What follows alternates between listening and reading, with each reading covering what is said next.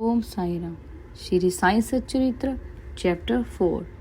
श्री साईं बाबा का शिरडी में प्रथम आगमन, संतों का अवतार कार्य, पवित्र तीर्थ शिरडी, श्री साईं बाबा का व्यक्तित्व, गोली पुआ का अनुभव, श्री विठ्ठल का प्रकट होना, क्षीर सागर की कथा, दास गनु का प्रयाग स्नान, श्री साईं बाबा का शिरडी में प्रथम आगमन, 3 वाड़े, संतों का अवतार कार्य।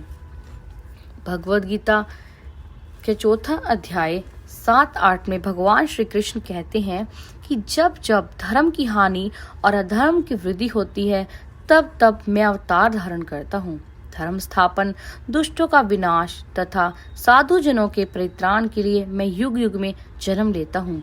साधु और संत भगवान के प्रतिनिधि स्वरूप हैं। वे उपयुक्त समय पर प्रकट होकर अपनी कार्य प्रणाली द्वारा अपना अवतार कार्य पूर्ण करते हैं। अर्थात जब ब्राह्मण, क्षत्रिय और वैश्य अपने कर्तव्य से विमुख हो जाते हैं, जब शूद्र उच्च जातियों के अधिकार छीनने लगते हैं, जब धर्म के आचार्यों का अनादर तथा निंदा होने लगती है, जब लोग निषिद्ध भोज्य पदार्थों और मदिरा आदि का सेवन करने लगते हैं, जब धर्म आड़ में निंदित कार्य होने लगते हैं, जब भिन्न भिन्न धर्मावलंबी परस्पर लड़ने लगते हैं, जब ब्राह्मण संध्या आदि कर्म छोड़ देते हैं, कर्मठ पुरुषों को धार्मिक कृत्यों में अरुचि उत्पन्न हो जाती है, जब योगी ध्यान आदि कर्म करना छोड़ देते हैं और जब जन साधारण की ऐसी धारणा हो जाती है कि केवल धन, संतान और स्त्री ही सर्वस्व है, तथा इस प्रकार जब लोग सत्य मार्ग से विचलित होकर अधपतन की ओर अग्रसर होने लगते हैं,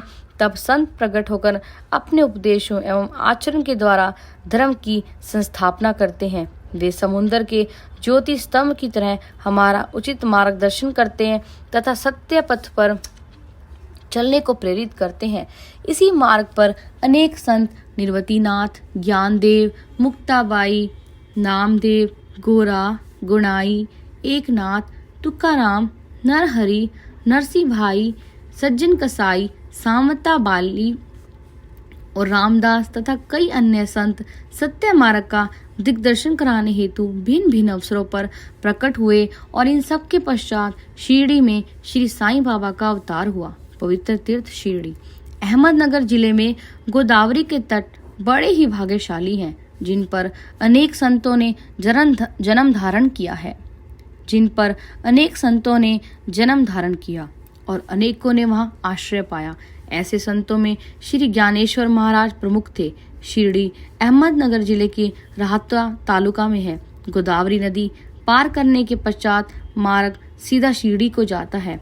8 मील चलने पर जब आप नीम गांव पहुंचेंगे तो वहां से शिरडी दृष्टिगोचर होने लगती है।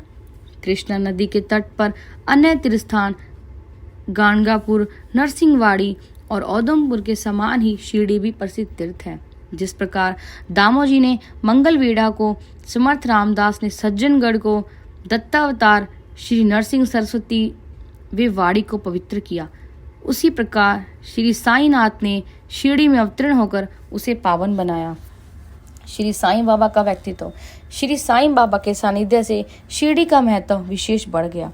अब हम उनके चरित्र का अवलोकन करेंगे। उन्होंने इस भवसागर पर विजय प्राप्त कर ली थी, जिसे पार करना महान दुष्कर तथा कठिन है। शांति उनका आभूषण था तथा वे ज्ञान की साक्षात प्रतिमा थे। वैष्णव भक्त सदैव वहां आश्रय पाते थे। दान वीरों में वे राजा कर्ण के समान दानी थे। वे समस्त सारों के सार रूप थे। एक पदार्थों से उन्हें अरुचि थी। सदा आत्म स्वरूप में निमग्न रहना ही उनके जीवन का मुख्य ध्येय था। अनित्य वस्तुओं का आकर्षण उन्हें छू भी नहीं गया था। उनका हृदय शीशे की तरह उज्जवल था। उनके श्री मुख से सदैव अमृत वर्षा होती थी। अमीर और गरीब उनके लिए दोनों एक समान थे। मान अपमान की उन्हें किंचित मात्र भी चिंता नहीं थी।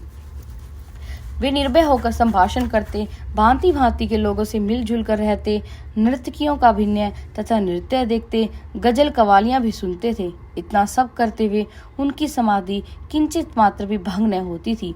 अल्लाह का नाम सदा उनकी होठों पर था। जब दुनिया जागती तो वे सोते, जब दुनिया सोती तो वे जागते थे। उनका अंतकरण प्रशांत महासागर की तरह शांत था। न उनके आश्रम का कोई निश्चय कर सकता था और न उनकी कार्य प्रणाली का अंत पा सकता था। कहने के लिए वो तो एक स्थान पर निवास करते थे, परंतु विश्व के समस्त व्यापारों का उन्हें भली भांति ज्ञान था। उनके दरबार का रंग ही निराला था। वे प्रतिदिन अनेक किंवदंतियां कहते थे, परंतु उनकी अखंड शांति किंचित मात्र भी विचलित नहीं होती थी। वे सदा मस्जिद की दीवार के सहारे बैठे रहते थे तथा प्रातः, मध्याह्न और सायंकाल लेंडी और चावड़ी की और वायु सेवन करने जाते तो भी सदा आत्म स्थित ही रहते थे। स्वतः सिद्ध होकर वे साधकों के समान आचरण करते थे। वे विनम्र, दयालु तथा अभिमान रहित थे। उन्होंने सबको सदा सुख पहुंचाया। ऐसे थे श्री साईं बाबा, जिनके श्री चरणों का स्पर्श कर शिरडी पावन बन गई। उसका महत्व असाधारण हो गया। जिस प्रकार ज्ञानेश्वर ने आलंदी और एकनाथ ने पैठण का उद्धार किया, वही गति श्री साईं बाबा द्वारा शिरडी को प्राप्त हुई। शिरडी के फूल, पत्ते, कंकण और पत्थर भी धन्य हैं, जिन्हें श्री साईं चरणाम्बुजों का चुंबन तथा उनकी चरण रज मस्तक पर धारण करने का सौभाग्य प्राप्त हुआ। भक्तगण को शिरडी एक दूसरा पंढरपुर, जगन्नाथपुरी, द्वारका, बनारस, महाकालेश्वर तथा गोकर्ण, महाबलेश्वर बन गई। श्री साईं का दर्शन करना ही भक्तों का वेद मंत्र था, जिसके परिणाम स्वरूप आसक्ति घटती और आत्म दर्शन का पथ सुगम होता था।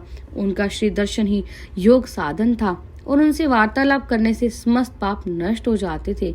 उनका पाद सेवन करना ही त्रिवेणी स्नान के समान था तथा चरणामृत पान करने से मात्र से ही समस्त इच्छाओं की तृप्ति होती थी।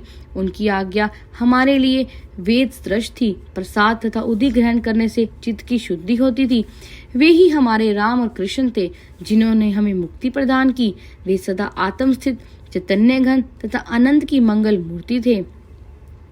कहने को तो शिरडी उनका मुख्य केंद्र था, परंतु उनका कार्य क्षेत्र पंजाब, कलकत्ता, उत्तरी भारत, गुजरात, ढाका और कोंकण तक विस्तृत था। श्री साईं बाबा की कीर्ति दिन प्रतिदिन चहुं और फैलने लगी और जगह जगह से दर्शनार्थ आकर उनके भक्त लाभ उठाने लगे।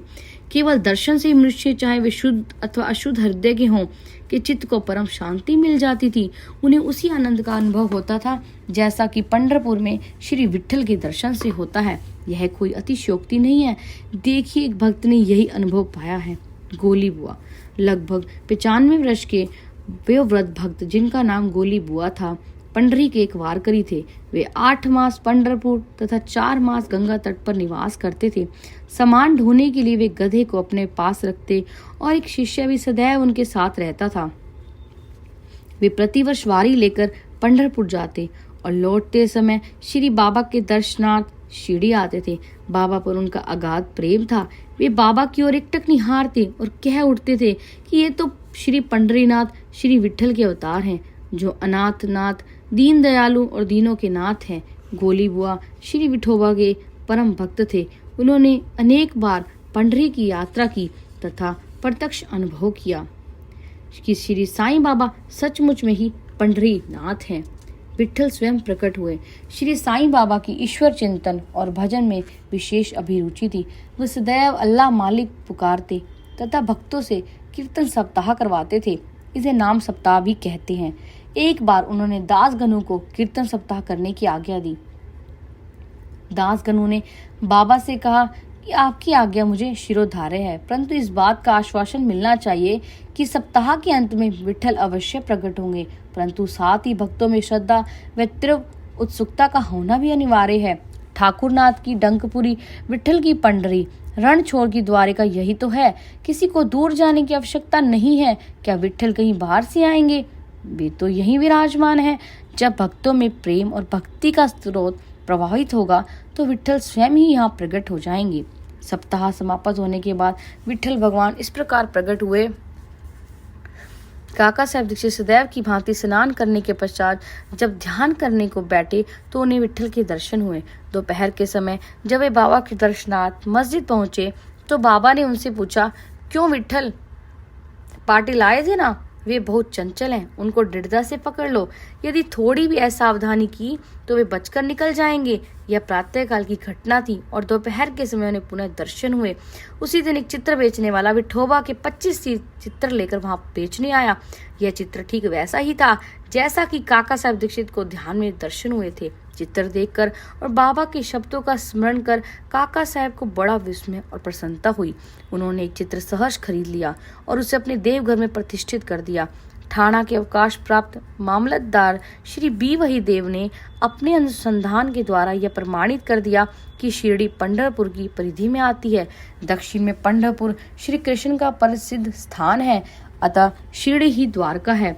द्वारका की एक और व्याख्या सुनने में आई है, जो कि के नारायण अय्यर द्वारा लिखित भारतवर्ष का स्थायी इतिहास में स्कंद पुराण भाग 2 पृष्ठ 90 से उद्धृत की गई है। इस प्रकार है, चतुर्वर्णामपि वर्गणाम यत्र द्वारणी सर्वतः आतो द्वारवती युक्ता विदधि भस्त तुतवादि भी। जो स्थान चारों वर्णों के लोगों, धर्म, अर्थ, काम और मोक्ष के लिए सुलभ हो, दार्शनिक लोग उसे द्वारका के नाम से पुकारते हैं। शिरडी में बाबा की मस्जिद केवल चारों वर्णों के लिए ही नहीं, अपितु दलित, अस्पृश्य और भागोजी शिंदे जैसे कोढ़ी आदि सबके लिए खुली थी। अतः शिरडी को द्वारका कहना ही सर्वथा उचित है। भगवंतराव क्षीरसागर की कथा। श्री विठ्ठल पूजन में बाबा को कितनी रुचि थी, यह भगवंतराव क्षीरसागर की कथा से स्पष्ट है। भगवंतराव के पिता विठोबा के परम भक्त थे, जो प्रतिवर्ष पंढरपुर वारी लेकर जाते थे। उनके घर में विठोबा की एक मूर्ति थी, जिसकी वे नित्य प्रति पूजा करते थे। उनके मृत्यु के पश्चात उनके पुत्र भगवंतराव ने वारी पूजन, श्राद्ध इत्यादि समस्त कर्म करना छोड़ दिया। जब भगवंतराव शिरडी आए तो बाबा उन्हें देखते ही कहने लगे कि इनके पिता मेरे परम मित्र थे, इसी कारण मैंने इन्हें यहाँ बुलाया है। इन्होंने कभी नैवेद्य अर्पण नहीं किया तथा मुझे और विठोबा को भूखा मारा है, इसलिए मैंने इन्हें यहाँ आने को प्रेरित किया है। अब मैं इन्हें हठ पूर्व पूजा में लगा दूंगा। दासगणों का प्रयाग स्नान। गंगा और यमुना नदी के संगम पर प्रयाग प्रसिद्ध पवित्र तीर्थ स्थान है। हिंदुओं की ऐसी भावना है कि वहाँ स्नान आदि करने से समस्त पाप नष्ट हो जाते हैं। इसी कारण प्रत्येक पर्व पर सहस्त्रों भक्तगण वहां जाते हैं और स्नान का लाभ उठाते हैं। एक बार दासगणों ने भी वहां जाकर स्नान करने का निश्चय किया। इस विचार से वे बाबा से आज्ञा लेने उनके पास गए। बाबा ने कहा कि इतनी दूर व्यर्थ भटकने की क्या आवश्यकता है, अपना प्रयाग तो यही है, मुझ पर विश्वास करो। आश्चर्य, महान आश्चर्य। जैसे ही दासगणों बाबा के चरणों पर नत हुए तो बाबा के श्री चरणों से गंगा यमुना की धारा वेग से प्रवाहित होने लगी। यह चमत्कार देखकर दासगणों का प्रेम और भक्ति उमड़ पड़ी। आंखों से अश्रुधारा बहने लगी। उन्हें कुछ अंत स्फूर्ति हुई और उन मुख से श्री साईं बाबा की स्त्रोतस्विनी स्वतः प्रवाहित होने लगी। श्री साईं बाबा का शिरडी में प्रथम आगमन। श्री साईं बाबा के माता पिता, उनके जन्म और जन्म स्थान का किसी को भी ज्ञान नहीं है। इस संबंध में बहुत छानबीन की गई। बाबा से तथा अन्य लोगों से भी इस विषय में पूछताछ की गई, परंतु कोई संतोषप्रद उत्तर अथवा सूत्र हाथ न लग सका। यथार्थ में हम लोग इस विषय में सर्वथा अनभिज्ञ हैं। नामदेव और कबीरदास जी का जन्म अन्य लोगों की भांति नहीं हुआ था। वे बाल रूप में प्रकृति की गोद में पाए गए थे। नामदेव भीमरथी नदी के तीर पर गोनाई को और कबीर भागीरथी नदी के तीर पर तमाल को पड़े हुए मिले थे। और ऐसा ही श्री साईं बाबा के संबंध में भी था। और वे शिरडी में नीम वृक्ष के तले 16 वर्ष की तरुणावस्था में स्वयं भक्तों के कल्याणार्थ प्रकट हुए थे। उसी समय भी वे पूर्ण ब्रह्मज्ञानी प्रतीत होते थे। सौपर में भी उनको किसी लौकिक पदार्थ की इच्छा नहीं थी। उन्होंने माया को ठुकरा दिया और मुक्ति उनके चरणों में लौटती थी। श्री ग्राम की एक वृद्ध स्त्री नाना चौबदार की माँ ने उनका इस प्रकार वर्णन किया है। एक तरुण, स्वस्थ, फुर्तीला तथा अति रूपवान बालक सर्वप्रथम नीम वृक्ष के नीचे समाधि में लीन दिखाई पड़ा। सर्दी व गर्मी की उन्हें किंचित मात्र भी चिंता नहीं थी। उन्हें इतनी अल्प आयु में इस प्रकार कठिन तपस्या करते देखकर लोगों को महान आश्चर्य हुआ। दिन में वे किसी से भेंट नहीं करते थे और रात्रि में निर्भय होकर एकांत में घूमते थे। लोग आश्चर्यचकित होकर पूछते फिरते थे कि इस युवक का कहाँ से आगमन हुआ है। उनकी बनावट तथा आकृति इतनी सुंदर थी कि एक बार देखने मात्र से लोग आकर्षित हो जाते थे। वे सदा नीम वृक्ष के नीचे बैठे रहते थे और किसी के द्वार पर न जाते थे। यद्यपि वे देखने में युवक प्रतीत होते थे, परंतु उनका आचरण महात्माओं के सदृश था। वे त्याग और वैराग्य की साक्षात प्रतिमा थे। एक बार एक आश्चर्यजनक घटना हुई। एक भक्त को भगवान खंडोबा का संचार हुआ। लोगों ने शंका निवारणार्थ उनसे प्रश्न किया कि हे देव, कृपा बतलाइए कि ये किस भाग्यशाली पिता की संतान है, उनका कहाँ से आगमन हुआ है। भगवान खंडोबा ने एक कुदाली मंगवाई और एक निर्दिष्ट स्थान पर खोदने का संकेत किया। जब वह स्थान पूर्ण रूप से खोदा गया तो वहां एक पत्थर के नीचे ईंट पाई गई। पत्थर को हटाते एक द्वार दिखाई दिया जहां पर 4 दीप जल रहे थे। उन दरवाजों का मार्ग एक गुफा में जाता था जहां गोमुखी आकार की इमारत, लकड़ी के तख्ते, मालाएं आदि दिखाई पड़ी। भगवान खंडोबा कहने लगे कि इस युवक ने इस स्थान पर 12 वर्ष तपस्या की है। तब लोग युवक से प्रश्न करने लगे, परंतु उसने यह कहकर बात टाल दी कि यह मेरे श्री गुरुदेव की पवित्र भूमि है, अतः मेरे पूज्य स्थान है। तब लोगों ने उस दरवाजे को पूर्ववत बंद कर दिया। जिस प्रकार अश्वत्थ तथा औदुंबर वृक्ष पवित्र माने जाते हैं, उसी प्रकार बाबा ने भी इस नीम वृक्ष को इतना ही पवित्र माना और प्रेम किया। महालसापति तथा शिरडी के अन्य भक्त इस स्थान को बाबा के गुरु का समाधि स्थान मानकर सदैव नमन किया करते थे। 3 वाड़े। नीम वृक्ष के आसपास की भूमि श्री हरि विनायक साठे ने मोल ले ली और उस स्थान पर एक विशाल भवन का निर्माण किया जिसका नाम साठे वाड़ा रखा गया। बाहर से आने वाले यात्रियों के लिए वह वाड़ा ही एकमात्र विश्राम स्थान था जहाँ सदैव भीड़ रहा करती थी। नीम वृक्ष के नीचे चारों ओर चबूतरा बांधा गया। सीढ़ियों के नीचे दक्षिण की ओर एक छोटा सा मंदिर है जहाँ भक्त लोग चबूतरे के ऊपर उत्तराभिमुख होकर बैठते हैं। ऐसा विश्वास किया जाता है कि जो भक्त गुरुवार तथा शुक्रवार की संध्या को वहां धूप, अगरबत्ती आदि सुगंधित पदार्थ जलाते हैं, वे ईश कृपा से सदैव सुखी होंगे। यह वाड़ा बहुत पुराना तथा जीर्ण स्थिति में था। इसके जीर्णोद्धार की नितांत आवश्यकता थी, जो संस्थान द्वारा पूर्ण कर दी गई।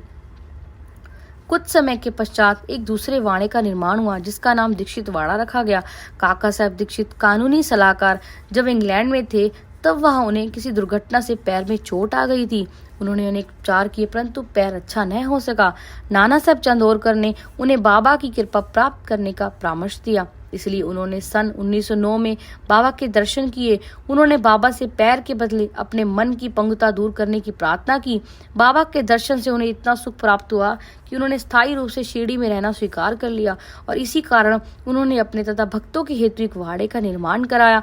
इस भवन का शिलान्यास दिनांक 9/12/1910 को किया गया। उसी दिन अन्य 2 विशेष घटनाएं घटित हुई। श्री दादा साहब खापर्डे को घर वापस लौटने की अनुमति प्राप्त हो गई और चावड़ी में रात्रि को आरती आरंभ हो गई। कुछ समय में वाड़ा संपूर्ण रूप से बन गया और रामनवमी के शुभ अवसर पर उनका यथाविधि उद्घाटन कर दिया गया। इसके बाद एक और वाड़ा मानो एक शाही भवन नागपुर के प्रसिद्ध श्रीमंत बूटी ने बनवाया। इस भवन के निर्माण में बहुत धनराशि लगाई गई। उनकी समस्त निधि सार्थक हो गई क्योंकि बाबा का शरीर अब वहीं विश्रांति पा रहा है और फिलहाल वह समाधि मंदिर के नाम से विख्यात है। इस मंदिर के स्थान पर पहले एक बगीचा था जिसमें बाबा स्वयं पौधों को सींचते और उनकी देखभाल किया करते थे। जहाँ पहले एक छोटी सी कुटी भी नहीं थी, वहाँ 3-3 वाड़ों का निर्माण हो गया। इन सब में साठे वाड़ा पूर्व काल में बहुत ही उपयोगी था। बगीचे की कथा वामन तात्या की सहायता से स्वयं बगीचे की देखभाल, शिरडी से श्री साईं बाबा की अस्थायी अनुपस्थिति तथा चांद पाटिल की बारात में पुनः शिरडी लौटना, देवीदास, जानकी दास और गंगा गिर की संगति, मोहिदीन तंबोली के साथ कुश्ती, मस्जिद में निवास, श्री डेंगले व अन्य भक्तों पर प्रेम तथा अन्य घटनाओं का अगले अध्याय में वर्णन किया गया है। श्री सद्गुरु साईनाथ अर्पण।